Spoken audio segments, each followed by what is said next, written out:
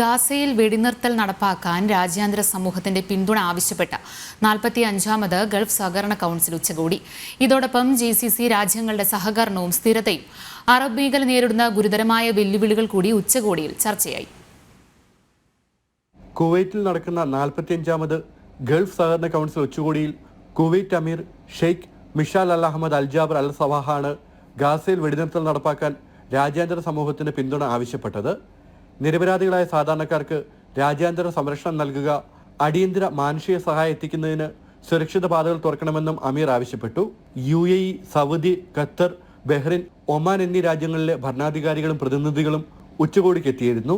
UAE president Sheikh Mohammed bin Zayed Al നഹ്യാനെ പ്രതിനിധീകരിച്ച് vice president Sheikh Mansour bin Zayed Al നഹ്യാനാണ് ഉച്ചകോടിയിൽ പങ്കെടുത്തത്. ഉച്ചകോടിക്ക് മുന്നോടിയായി GCC മന്ത്രിതല കൗൺസിൽ യോഗം കഴിഞ്ഞ ദിവസം നടന്നിരുന്നു. ജനം, ദുബായ്.